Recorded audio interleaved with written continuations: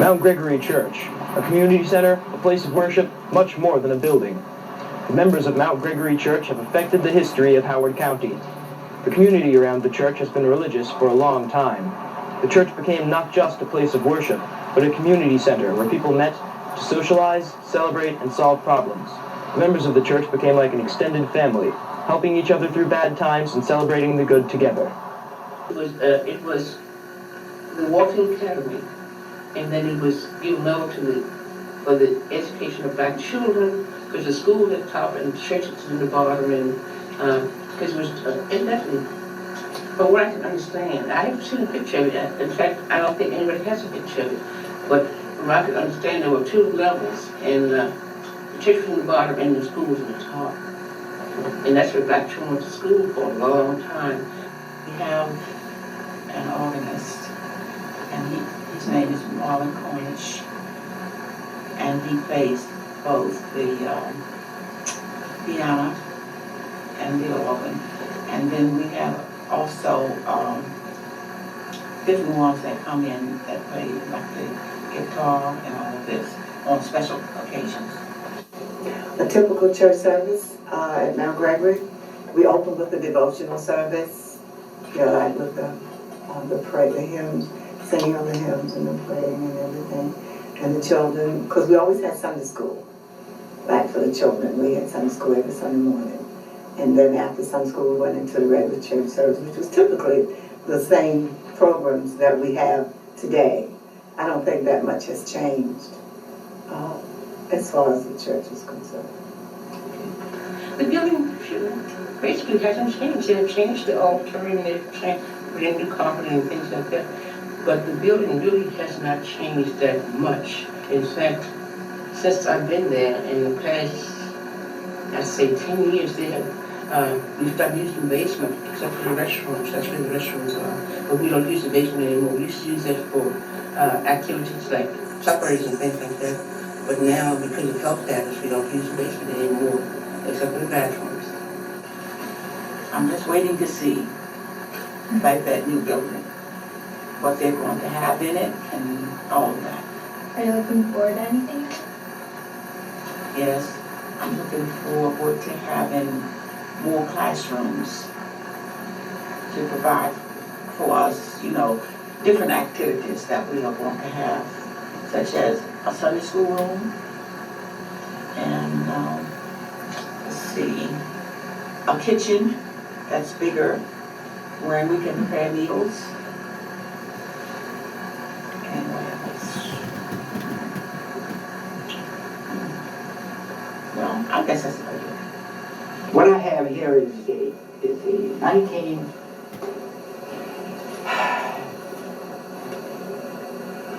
1851 copy of the old Warfield Academy and how the sanctuary or the Warfield Academy was built. I don't have a picture. I have a footprint, and I can show you where the interest was, and I can show you the property. Okay, this is the property. This is the Warfield Academy. This is property that was added to the Warfield Academy property in order to make the school property larger, or church property. And I think this is the cemetery. At least that's what I was told. This is the cemetery that was there.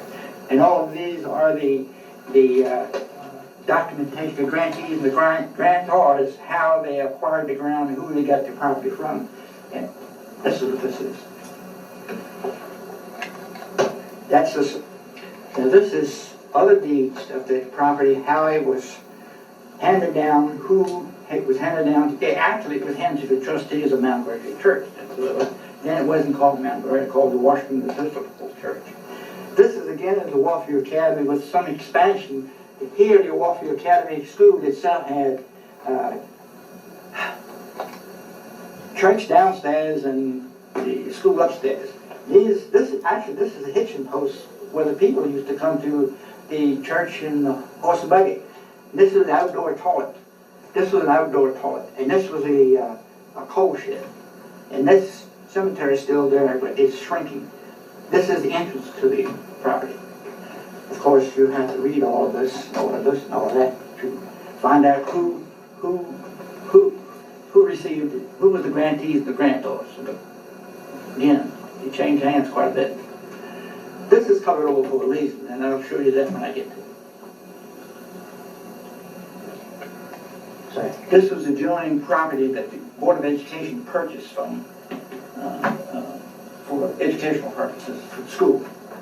This is a footprint of the school. 1, 2, 3, 4 rooms.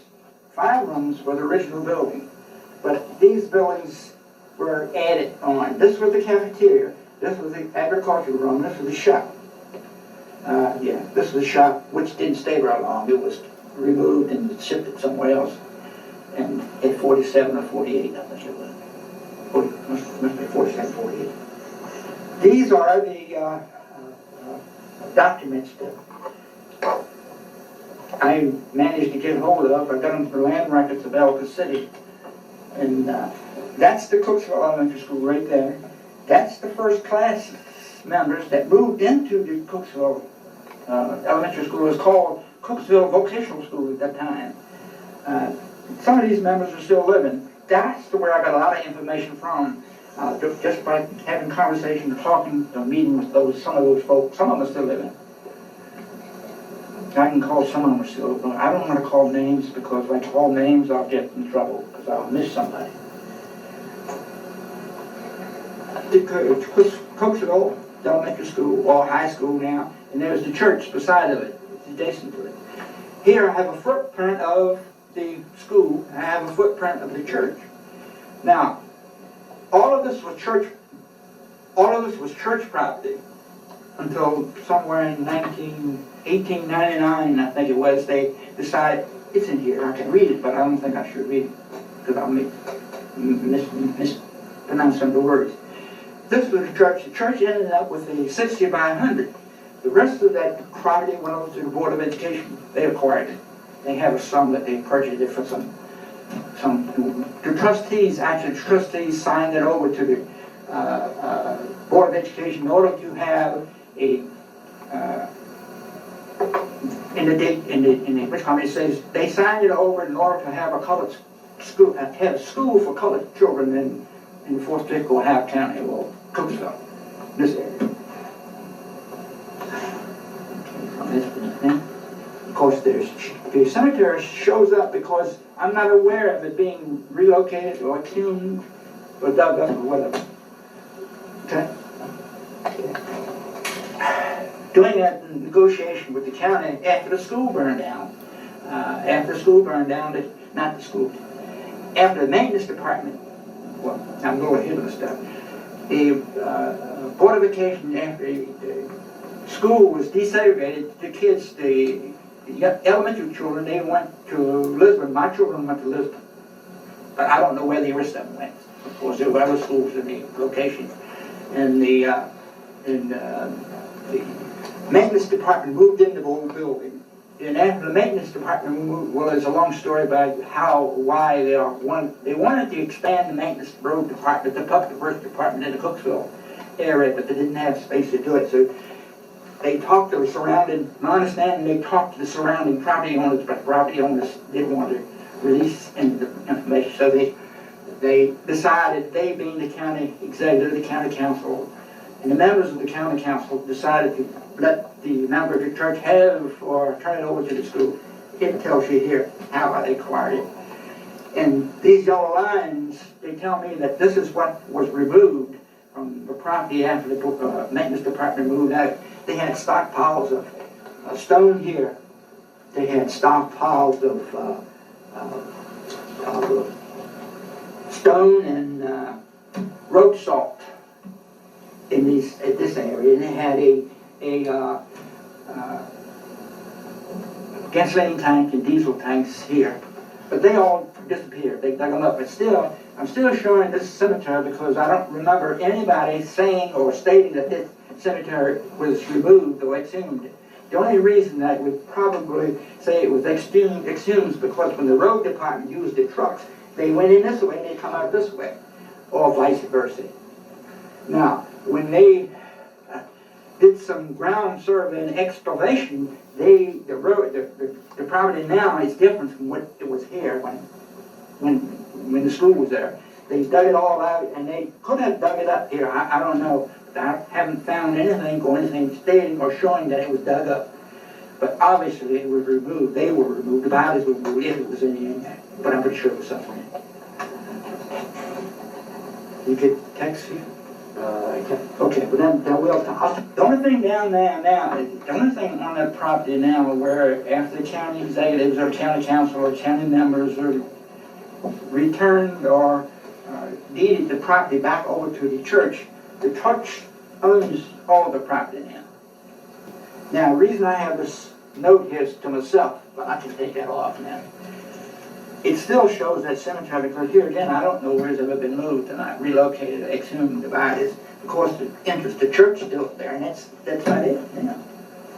Of course, you have ideas, have proposals for this new church, but I don't want to go in that because I don't know that much about it, although I do sit on the building committee. Mount Gregory has meant a lot to me. It's helped me raise my children. I came here as a widow with 6 small children to raise, and it's helped me raise all my children successfully, because none of them have been in trouble for law, except for maybe a speeding ticket.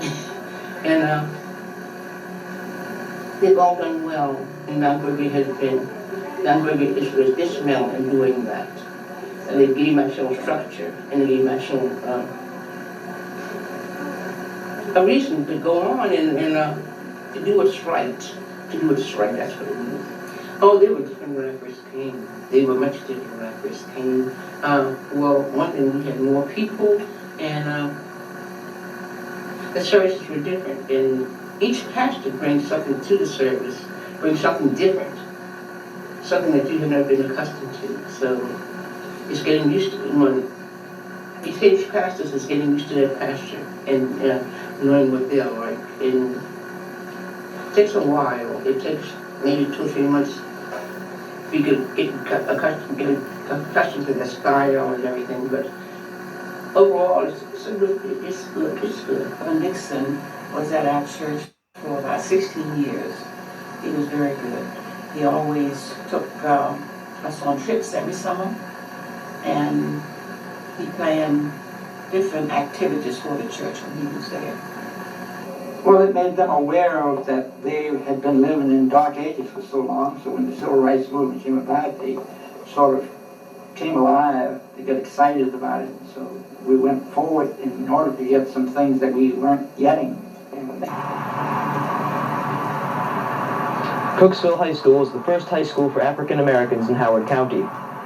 The struggle to find adequate facilities was long and hard. This marker commemorating Cooksville was unveiled February 26, 2002.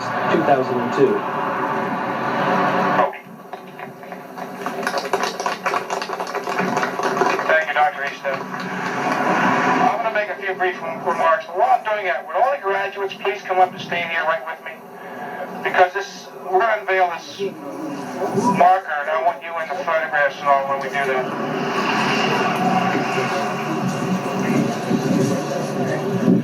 And Dr. Gray and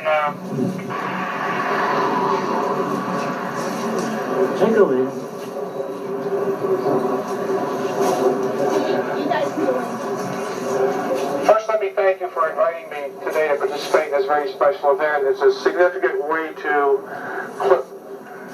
close out African American History Month.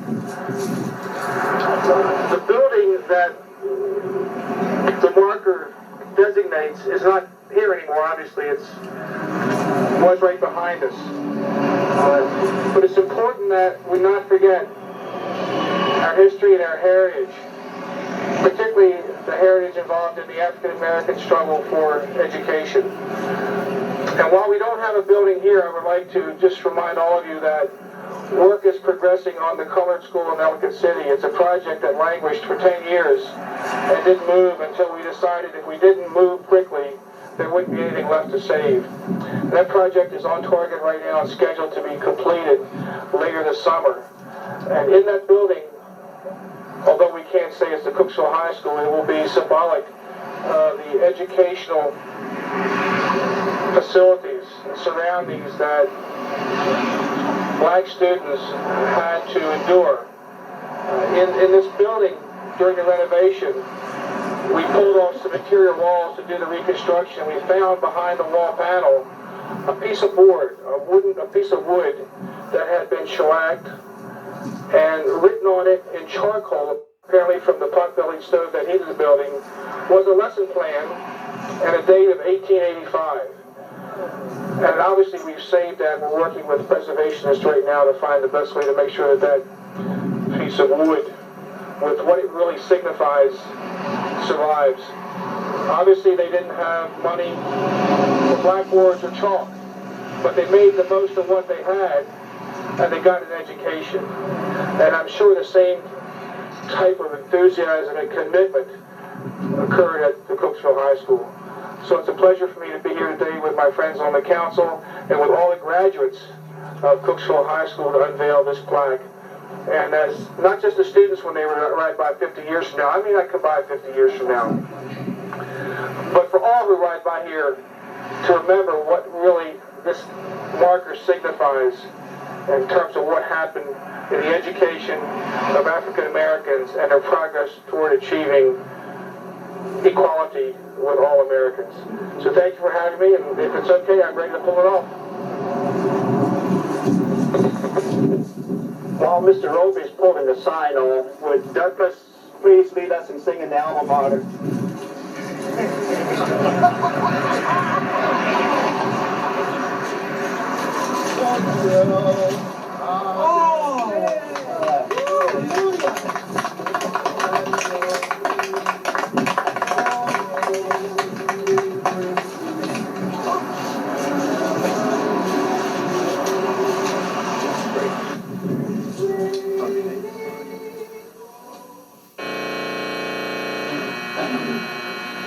Would have gone on.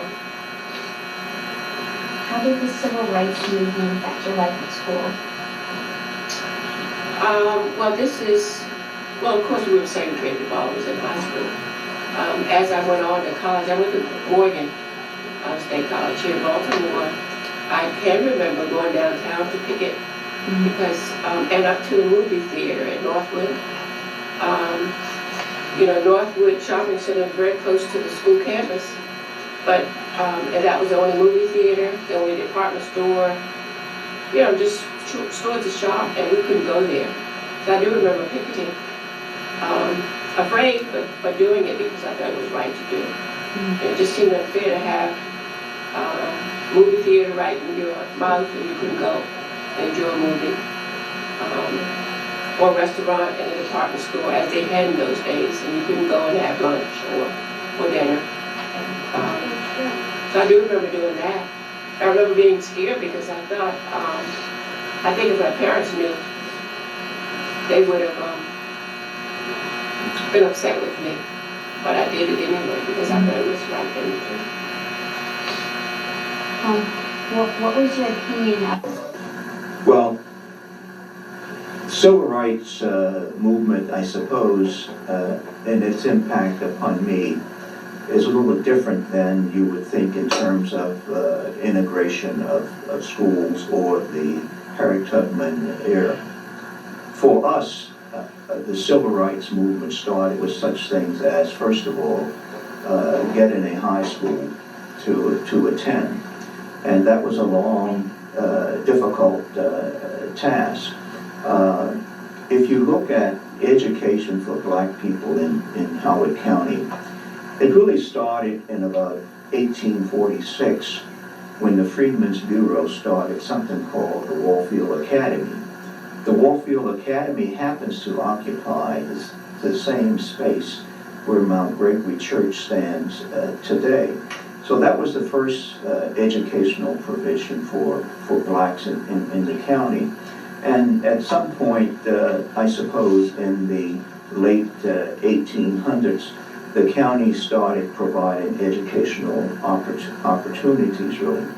But in 1929, there was a petition on the part of some of the parents to provide secondary education. And the school did not start, a high school was not started until some 6 years later in 1935.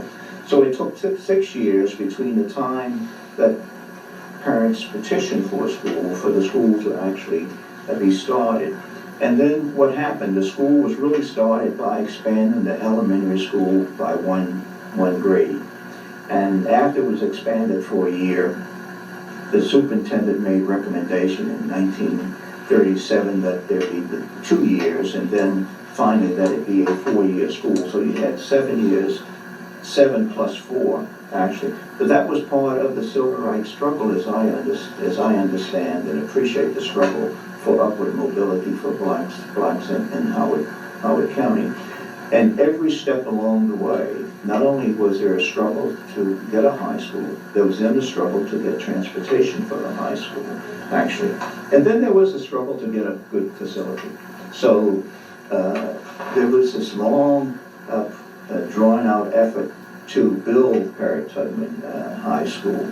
And then, of course, well after I was out of high school and out of the county, in 1954, Brown versus Percy Board of Education, desegregation was declared in the United States. And Howard County finally, 10 years after that the Supreme Court decision, Howard County closed its black school and started integrating the schools. And then I guess I'm not personally informed of this, then the struggle really continued, because then you had the matter of displacing teachers and students, and have an equitable distribution of the educational resources and opportunities that integration provided. The school was very small, very few rooms, very few teachers. I spent the first couple of years in school with the same teacher. And so you knew the same teachers all the way through your school career. They're the ones that you had when you first came in, they were there until you left. I guess the best thing that I remember were the students who had that will and drive to learn with nothing. Because when we went to Cooksville, the books we had were books that came out of the white schools. They were raggedy, they didn't have pages in them, they were written all in. And for a child to come into a classroom with no kind of basic equipment and still want to learn is exciting. Were you disciplined at school, and how were you disciplined? Not me. Yes, I was a typical devil. I was, and today we think of things like children not being challenged, that kind of thing. And for me, it was growing up country. That's really what it was. What we call growing up country, and boys fought clean. We wrestled clean in those days, and we pulled little girl skirts. Real clean.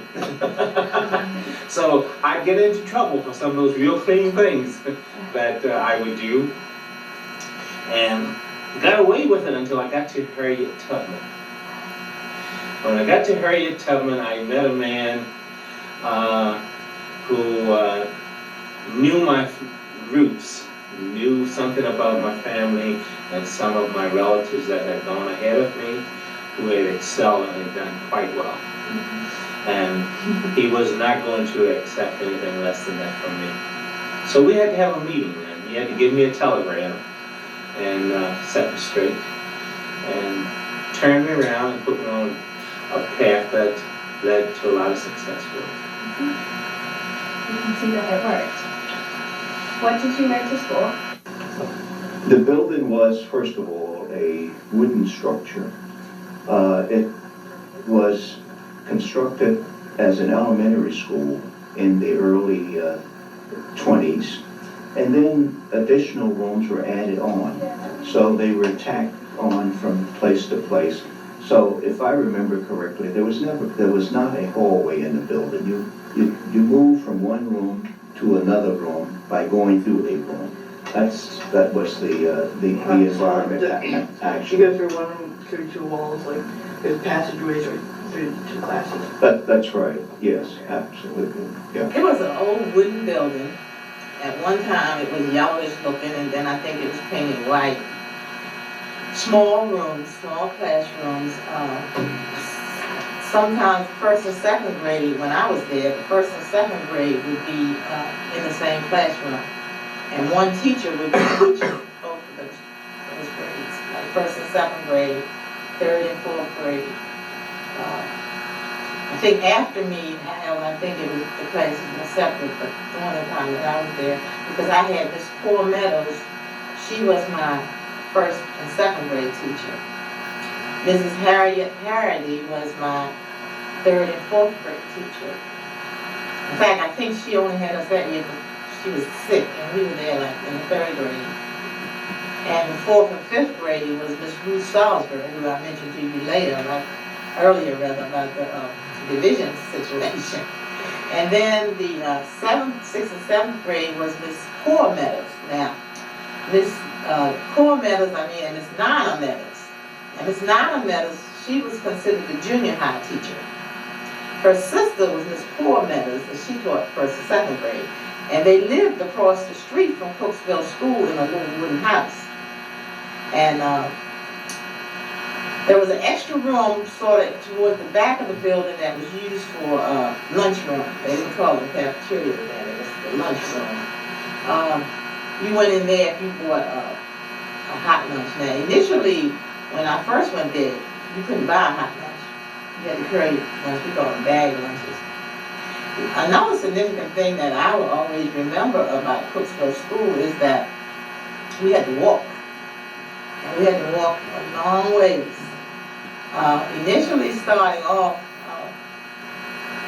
my parents lived with a lady on 97, which is like you're going towards Sykesville now. And as a 5-year-old child, I walked from 97 to Cooksville School every morning with my brothers. And then on our way, there would be other children, and we end up with a group of us walking to Cooksville School every morning, and we walk home every evening. Of course, in the evening, it was more fun because in the evening we could tussle and wrestle and fight and do whatever we wanted to do before we got home, as long as no one told our parents. I like to claim, I guess I would say I like to claim credit for getting bus transportation for the children. You might say, well, why is she saying that? We were walking home from school one evening, and I was in the third grade. I was 8 years old, and I was playing tag with a young man who is now deceased named Sonny Smith. I ran him on his steps, and I tagged him and ran back out in the road and was hit by an automobile. I was knocked across 144 and ended up in Kernan's Hospital with multiple injuries. And my father went to Ellicott City, and he just talked to the board there, and he explained to them that it was no longer safe for young children to be walking that distance to school. And as a result of my injuries, while I'm lying in Kernan's Hospital, in traction, my brother and them were riding on a school bus. So that's how I take credit for getting them transportation to school. And after I recuperated, in fact, I was at Kernan's Hospital for about a year. And I'm blessed that I'm able to really walk around now because legs were crushed and all sorts of things happened to me. And when I came home and I started back to school, because I had such good grades and I did all my assignments in the hospital, I was promoted to the fourth grade. I didn't have to repeat the third grade. But I still take credit for getting bus transportation from Cooksville School. And of course, I don't know if my cousin told you this or not, because they told me that it's a shame I had to almost get killed to get them transportation. So it was a going joke amongst the family members. Well, let me say it this way. I remember Cooksville Elementary High School, okay? Because I went to elementary school 1 through 7 with lovely teachers, dynamic teachers, energetic teachers who wanted their students to learn. High school was a step for us, even in Howard County. It was the only school we had. And they were eager principals and teachers that came to us. They wanted us to learn. We wanted to learn. We wanted to seek knowledge, which had been denied us in the past. I would say the teachers that came to us were very, very good teachers. I mean, they had every child are at heart for learning. And from the first day, we thought it was maybe a little rough, but we learned to deal with it. We knew we had to have discipline, which was taught at home first. And as Mrs. Kraft has said, Mr. Kraft was the principal that came when I entered high school. Very dynamic, and I used him as a model. I remember this high school as a very friendly environment where there was real interest on the part of the faculty for the student welfare in their learning. These were very difficult days in Howard County for educational provisions. You probably recall that the game was right after the war, and there had not been a strong economy in this county, so educational facilities were nothing like the fallacious environment that you study in. These were makeshift educational environments. Nevertheless, the teachers were genuinely interested in the students and their ability to learn, and the parents were interested in advancing their children. So I remember it almost as a family setting. A typical day was walking to school.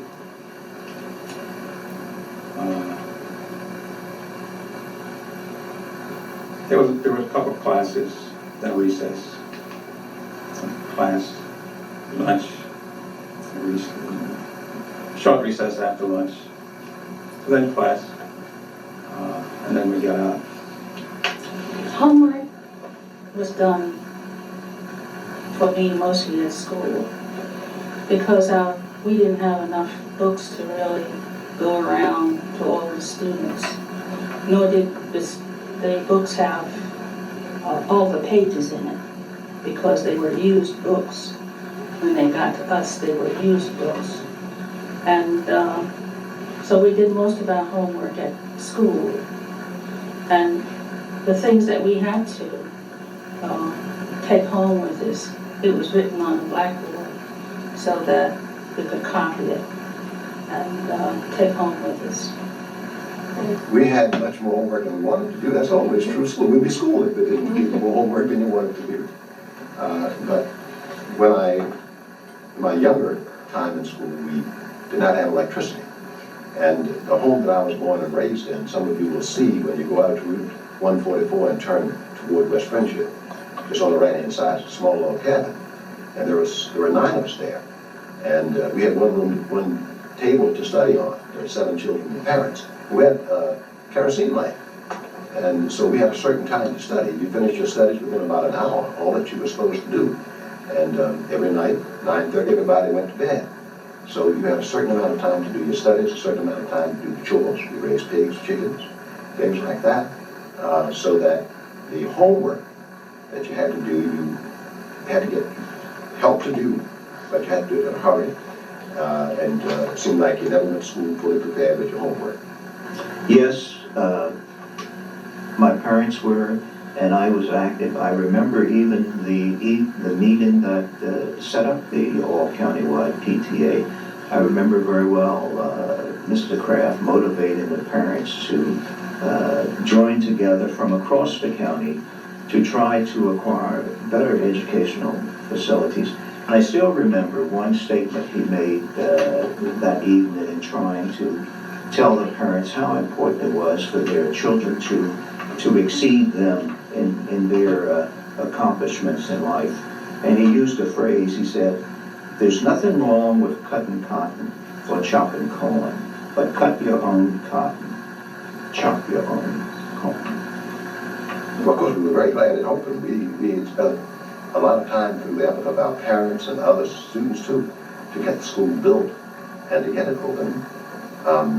The closing of it was a great disappointment to me and to many other people because we felt, of course, I am now chairperson of our 50-year reunion, which we're working on right now, and we felt that the integration of schools meant that white people would be coming to that school. I mean, there's still a wonderful place. I mean, people miss something by not coming there. So that has probably very little to do with the white students in the school, nothing to do with them, or the white teachers or anyone else. It was the way the Board of Education saw, and the way not only this Board of Education, but throughout the country, what they saw as the integration of schools. They saw as the integration of schools giving black people the opportunity to go to school with white people.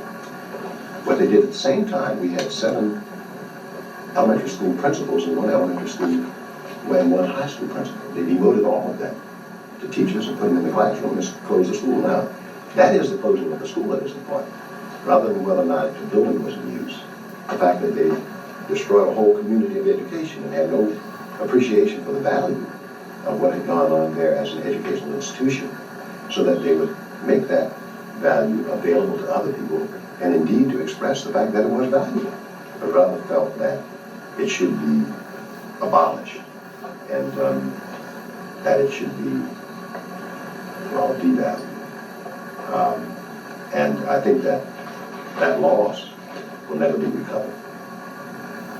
The best thing I remember about the school, I think I indicated maybe in my previous answer, was its friendly atmosphere. The fact that you were made to feel as if you could move from where you were as a student to some point that you were dreaming about along some path, and you were helped to reach those goals. That's what I remember best about the school, actually. What about the worst? The worst is that it was a poor facility, inadequate in terms of laboratories, because they did not exist. By that I mean chemistry lab and biology lab or physics laboratory. Inadequate in terms of ventilation, because there was no central ventilation system. It was simply a room heated by a stove, actually, or in the hot weather, ventilated by open window space. So it was a poor physical plan. But since that was all we had, and I saw nothing better, that was not a nuisance factor. That was point. It was simply something that you endured. The best thing that I remember, getting an education was the best thing, and being able to go from there into life, that they prepared us for. Although we had limited facilities, limited books, and all of those things, we had teachers, as I said before, we had teachers who really cared and really visited us whenever we had a problem. So it was really, all those things put together, I think, made it a very pleasant place to be. The Cooksville High School information, in preparing our 50th year reunion, we're reviewing photos and all the material we can get from the Cooksville experience. And I see pictures and things of people that I've forgotten about. And it has refreshed my memory of how romanticized we have become about Cooksville School and some of the things that happened there that told us that we really did need a better system of education. Let me just add one thing. One of the problems with education in those days for black people was that there were not enough students in the school to qualify for enough teachers. In those days, I don't know how it is now, the number of teachers were assigned to a school in relationship to the number of students in the school. We were less than 3% of the population of the county, so that we only qualified for 8 to 10 teachers. In that 8 to 10 teachers, you're not going to get people who are qualified to teach physics, trigonometry, and all those courses that you're going to need. We had no language teachers.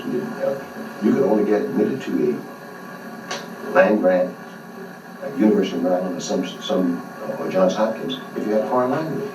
We didn't qualify for enough teachers to be able to have a foreign language teacher, physics teacher, or other such specialized teachers to qualify you for admittance to the standard universities and colleges within the state. That's an oblique way in which discrimination operates against a a person is being discriminated against. There's nothing outright that's discriminatory about it. That's like the way the system is structured. So that as we graduated, say from Cooksville and from Tubman, we didn't qualify in terms of what the qualification requirements were to enter Johns Hopkins or University of Maryland or the other principal institutions of higher learning in the state of Maryland. I personally went to Johns Hopkins as I graduated in 1952, took the entrance exam and qualified to enter engineering school. But even though I passed the entrance exam and qualified to enter, I could not enter because I didn't have foreign language, I didn't have trigonometry, and other things that, although Mr. Gibson was the teacher that taught us those things. There are subtleties like that still in our education system that the people upstairs understand and keep going. They not only have to do with people who are black, they have to do with certain things. We were students. There's nothing we could do about that. Didn't understand it until the effect was felt. I'm convinced that there's still things that happen like that to students. Have no way of understanding what it is that the system is doing. But there's certain things built in that will keep you from reaching your full potential. And that's always hard. And that's it. As far as I'm personally concerned, that is, in addition to teaching the traditional values of a culture, the other purpose of education is for those who are brought up in that culture to be fulfilled, to become all the potential that they have to come, because that improves the culture. Well, our education system's main problem in that day was that they had selected some of us who were not going to have that experience. And that's what I call the Black experience in Howard County. It is the problem of Cooksville High School. There are many things happening there that are good, but it should have closed because we should have been ending the era of that kind of experience. We're carrying the same experience Harriet Tubman came out of Harriet Tubman without the same kind of limitations, and which I believe may be overcome today. Behind me is the site where Cooksville High School once stood. Cooksville High School was the first high school for African Americans in Howard County. The struggle for adequate facilities and supplies was long and hard. Finally, with the integration of African Americans into public schools, they had achieved the supplies and facilities that they deserved just as much as any other student. The battle had been long and hard, but everything turned out just fine. Yes, I would like to commend you for doing this project. For whatever reason you started it, I commend you. And I would encourage you to continue it. Because during the course of your interviews and compiling your data, you will, like so many others, you will unravel some of the history. And there is an old statement. All man ever learns from history is that we won't learn from history. You understand? Some things should not be repeated. The future is in your hands, and it'll be molded in large part by your experiences and the information you'll gain from your research. So I think it is outstanding, and I would encourage you to continue.